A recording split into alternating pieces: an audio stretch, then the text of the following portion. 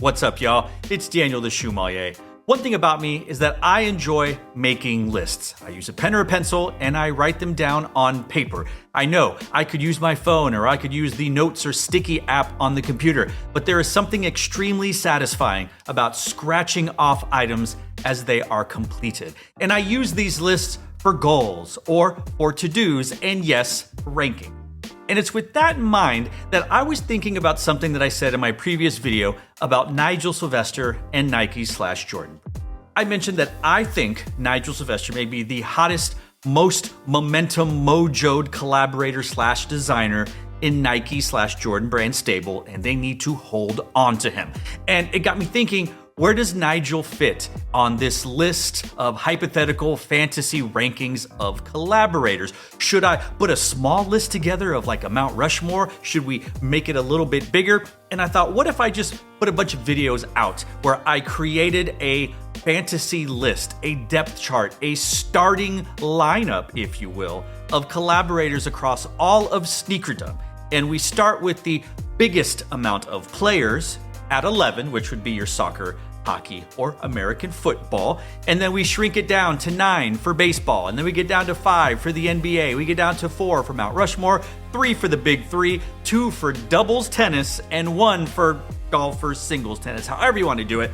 And I proclaim who I think is the best / my favorite collaborator in sneakerdom right now. Now, I have a list of my own criteria that is very similar, maybe a little bit different from your complexes and hypebeasts and other places that create these lists. Number one, they have to be currently associated with sneaker brands. Now, it doesn't mean they have to be tied to or signed an exclusive deal, but if they've been out of the game for a few years because of legal troubles or they went crazy or I don't know, they took a break, well, they're probably not going to be on this list. I'm not going to put them on a list just because they had a fantastic collaboration 2 or 3 years ago. Also, they need to have more than 1 or 2 or a small handful of collaborations. That doesn't mean that if they're relatively new to the game, that they're not going to be included on my list. But I think when I put player versus player and decide who should be starting and who should be on the bench and who may not even be on any list, well, if you've only designed 3 versus someone who's designed 7 or 8, well, the 7 or 8 probably is going to carry a little bit more weight. And yes, I am adding more weight to those who are more of a designer and less of a curator, less of an influencer, more of a creative designer. If you walk into the room and see a whole bunch of shoes laid out with backward swooshes in different colors and you're told to pick the ones you like, you're not really a designer. You're curating, you're an influencer.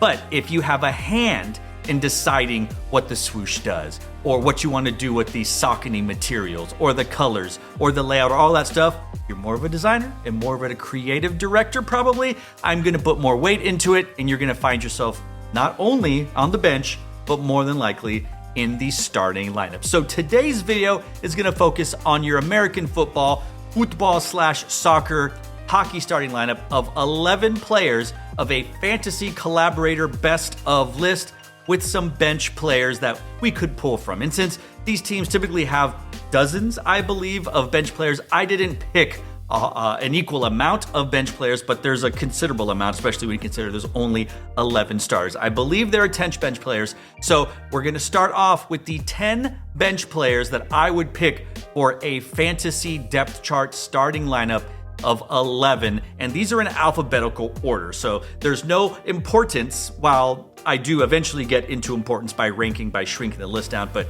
here are the 10 bench players in a fantasy starting lineup of collaborators. In alphabetical order, number 1, J Balvin. Now, J Balvin has had some fantastic collaborations with Jordan Brand, and I love all of the shoes he has done, the 1s, the 2s, the 3s. I most definitely have them in my collection, and I think he is worthy enough to be considered, but I think there are other designers that have a little bit more juice and are more worthy of starting. Number 2, we have Nina Chanel, who released one of the top 5 design sneakers of 2024. However, it had been, I believe, 2 years since her double Jordan 2 collaborations, which really didn't carry that much weight. I enjoyed them. I had them both, but they're no longer in my collection. So I almost kind of count her in this was like her first splash into collaborations. And again, I'm not really sure that that's worthy enough to be a starter, but definitely worthy enough to be mentioned and to get a jersey and be on the team. Number 3, Jerry Lorenzo and Fear of God. That might be blasphemous for some and too high for others. I get it. His Adidas line hasn't made the splash that people expected, whether that's Adidas's fault, whether that's Jerry's fault, or a combination of the two. No doubt he has had a lot of success with Fear of God, and he has had success with Nike and moderate success with Adidas, though some would say because his shoes almost immediately go on discount. That doesn't mean he's a good designer. You could say the same thing for Y3, Yohji Yamamoto. His shoes kind of sit for a while and then Adidas marks them down and they sell. They're just very expensive shoes. But for that reason, I think Jerry does deserve some recognition. He gets a jersey, he gets to sit on the bench. But I think right now, because maybe we're just a little bit unimpressed with what he did for Adidas, though I like a lot of the shoes, don't really care much for the apparel, but the shoes have caught my attention. He deserved to be a bench player. Number 4, Jound. I love a lot of what he is doing with Adidas. Some of them is expensive out of my price range, or maybe I just don't want to pay for that on resale for this shoe. I think that the design language is very nice, but can be a little bit minimalistic, monochromatic, just maybe doesn't really push a lot of buttons on there.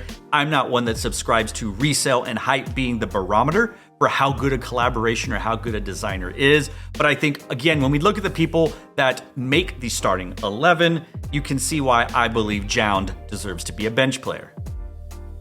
Next up, we have Cynthia Liu and Cactus Plant Flea Market. Lots of great stuff, lots of wild stuff, more of a mainstream mischief type thing. I know some people are like, how dare you say that about what CPFM's done? Look, I liked the Air Force One collaborations that they did this past year, but that's kind of it. I'm not really a big fan of some of the other stuff, so I think maybe personal opinion, personal bias comes into play. CPFM definitely deserves a mention, but I don't think they're a starting 11 if I was putting a team together of collaborators.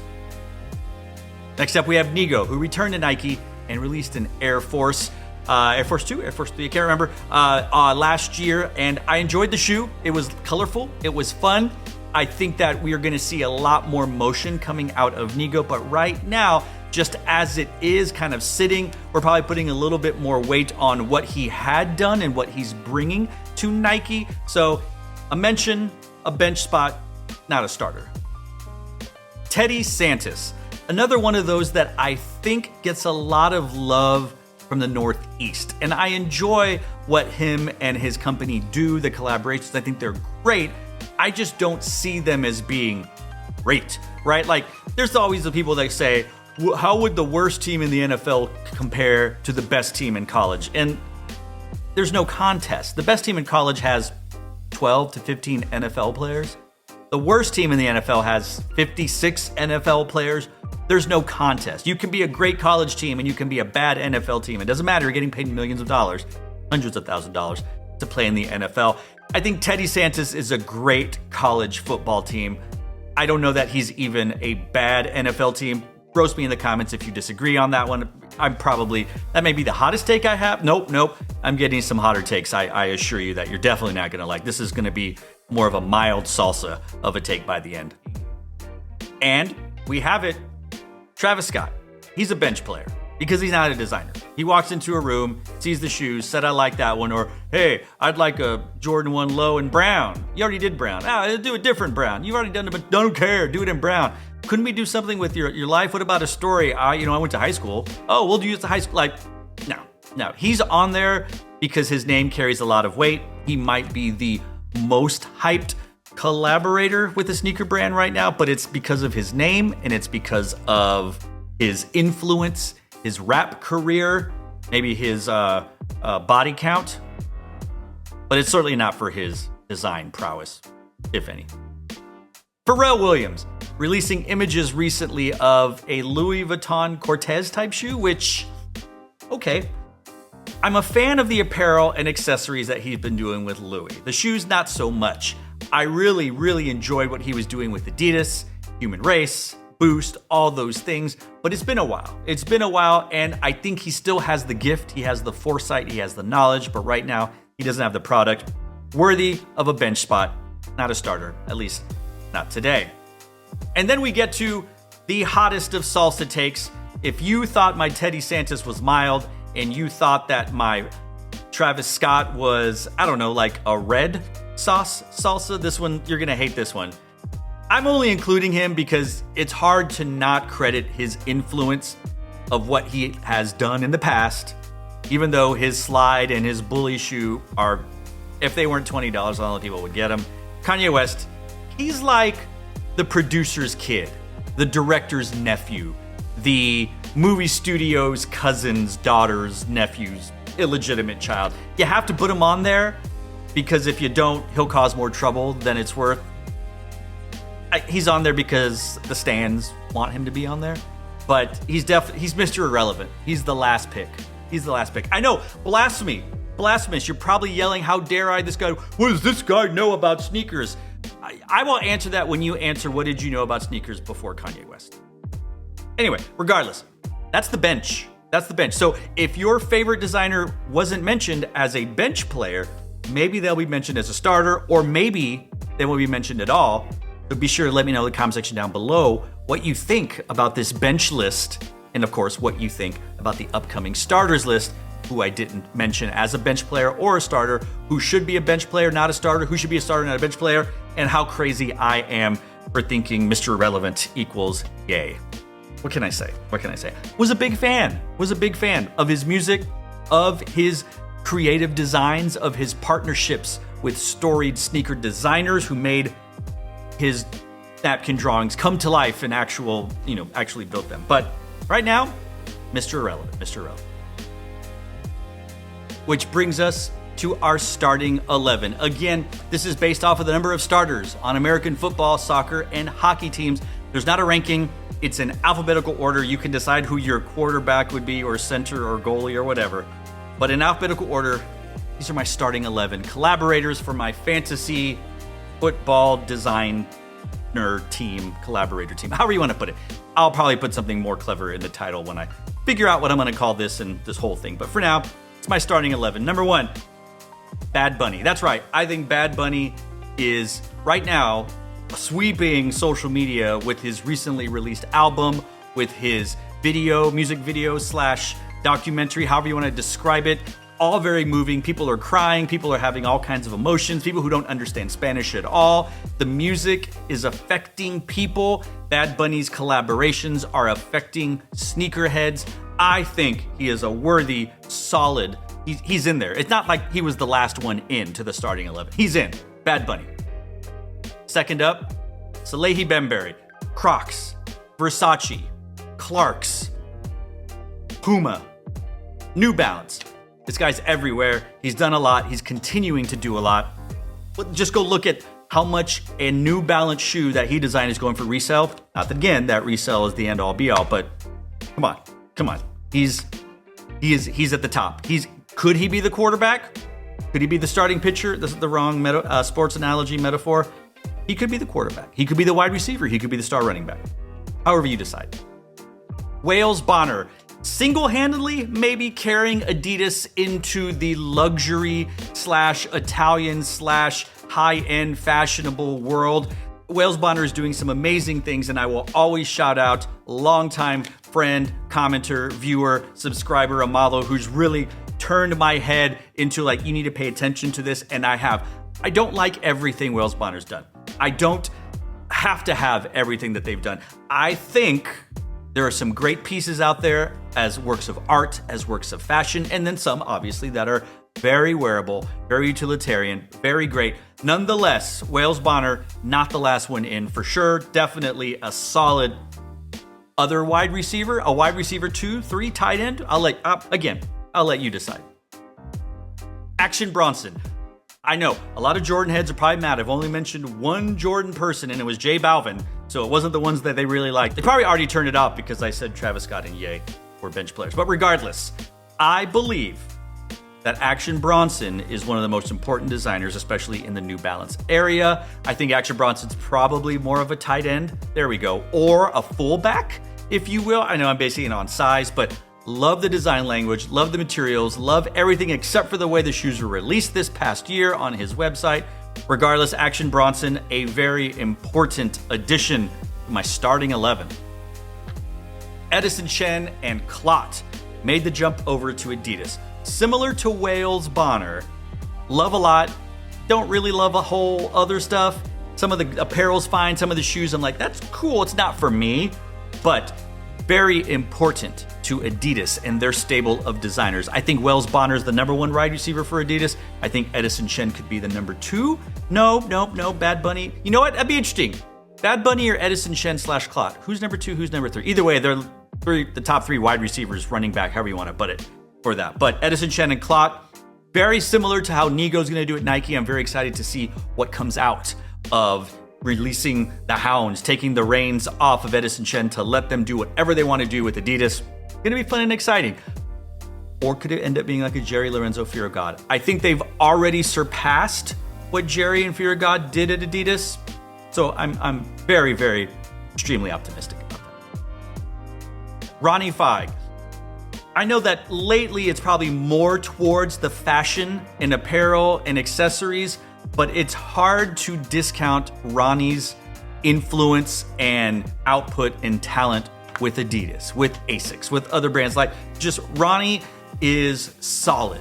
He is a short down, check down, always gonna catch it, maybe get you a few more yards after catch. Like Old Faithful, it's Mahomes throwing to Travis Kelce. It's Brady to Edelman. It's Peyton Manning to Nationwide commercial. Like Ronnie Feig is, at this point, all dependable. It's going to be great, solid. You want that kind of player on your team, and hence why he's in the starting 11. Joe Freshgoods. Joe Freshgoods, wide receiver, just solid. The collaborations with New Balance, just the colors, the materials, the stories, totally cool. Love it. A no-brainer addition, no-brainer, has to be on the starting 11. Don't know who you would take him off and replace him with, because there are far other names on this that you would take off first. Joe Freshgoods is near the top. If it's an 11, he's 6 or above. Yeah, he's on there for sure. Chris Gibbs in Union, LA. Now, they had 2 of the greatest collaborations ever with the Jordan 1. Then they spaced out some Jordan 4 collaborations, some Cortez, some Dunk, some apparel, the VP Supply Jordan 1, and they're back with 2 different Jordan 1s this year, the Chicago Shadow colorway and the upcoming Fragment collaboration. You can't put a list together, especially when it comes to sneakers and Jordans, and not have what Chris Gibbs and Union LA have been doing. It's more of an 8, 9, 10, 11 type spot for them. They're definitely like the 3rd down back, possibly on there, or their wide receiver 4 or 5. But regardless, they're on the list, and you can't discount their contributions to sneaker culture over the last 5, 6, 7 years and beyond. Nigel Sylvester. I said in my previous video that he may be the hottest designer collaborator with Nike / Jordan Brand. I believe it, and it's because of what he was able to do, the strength of his Jordan 1 from years ago, pre-pandemic. Then we had the Air Jordan 4 RM that he single-handedly carried into top 10 lists in 2024. And now with pictures of his Brick by Brick Jordan 4, the Friends and Family blue version, and a potentially Brick Fire red 4, and his apparel definitely has to be included in this top 11. He's the incoming rookie that just set the world on fire, maybe Heisman Trophy winner, or maybe won the Davy Jones Award or all these other awards. I don't know. Regardless, he's a starting rookie on this starting 11. Had to have him. Couldn't put a list together without him. J-Tips, who I have said, and I join in on the many people who have said, is carrying Saucony into modern sneaker culture. I know some Saucony purists will be like, oh, I knew about Saucony before J-Tips. That's fine. Good for you. I certainly didn't. I didn't look in that direction. I know they had these collaborations with other designers and sneaker boutiques and whatnot, but it really wasn't for me. But then J-Tips came along, and then Beema Williams came along. J-Tips definitely in that upper half of the starting 11. Had to be there. It was a no-brainer. When I jotted it down, he was the first one I wrote, not because he's number one, but he was the first one on my mind that I thought has to be in the starting 11. So of course, J-Tips is on there. That's just the way it is. And then finally, James Whitner in Shoemmelier / social status / the Whitaker group. A lot of people may be tired of Shoemmelier, James Whitner, especially with so many collaborations that came out in 2024. Maybe people are tired of the same design language, the same colors, the maroon, the beige, the cream, whatever. Now we have a diffused blue Jordan 3 coming out, which has a little bit of blue, which is similar to the Jordan 5 that they released earlier this year. I feel that he is like a 9, 10, and 11 on there. Has to be on there. It's sort of like you have that aging player on the list that is still, it's the Roy Kent. It's the Roy Kent, to use a soccer Ted Lasso reference. James Whitner, the Whitaker group, they need to be on there in a starting 11. If there weren't 11 spots, if there were only 9, would he be on the list? Would he be a starting lineup? I don't know. I do know, but that's the next video. But is he a bench player? I don't know. But in this starting 11, we have 11 players because it's American football, it's soccer, or it's hockey. 11 starters, he's a starter. And then we have the bench of 10 other players, but this is who I think. This is my top 11. These are the fantasy collaborators that I would put together. If I was starting a sneaker company and I had unlimited money and they said you get 11 designers, only 11, pick. These would be the 11. This is my starting 11. And there you have it, 11 starters, 10 bench players, my fantasy collaborator football team / soccer team / hockey team. What do you think? I realized that I left a lot of people out. I mentioned Y3, Yoji Yamamoto, didn't put them on the list. I wonder if somebody's going to comment and say they deserve to be bench player, starter. Not really sure. I'm not sure that Y3 has the juice and momentum of today to be included on a bench list, much less the starting list. So let me know in the comment section down below. Who did I miss? Who did I not add to the bench or the starters that you think should be there?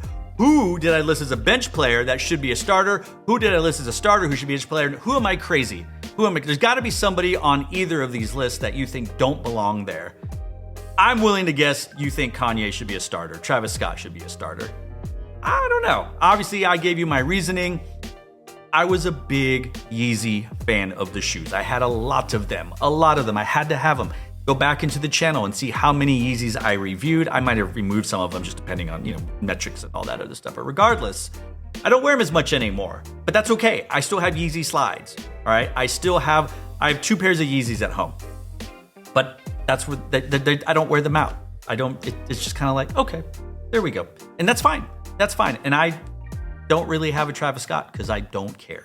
So personal bias comes into it. What do you think about it? I know you're probably not going to like everything I said. So let's talk about it in the comment section down below. I'd love to engage with you in comments. Let's have a nice civil discussion about all this because the next video will be the baseball starting lineup, which only has 9 spots, which means if I took this 11 and moved it into a 9 spot, 2 are going home or 2 are going on the bench. So what of the starting 2 will join the bench and how many on the bench are out of here? That will be on the next video, which will be released in a few days from now. And then we'll just keep going until we get to, I believe, is the most important collaborator / designer in all of sneaker kingdom, culture, whatever, regardless. Thanks for watching. Stay tuned and just chill. Till the next episode. Comment in the comment section down below.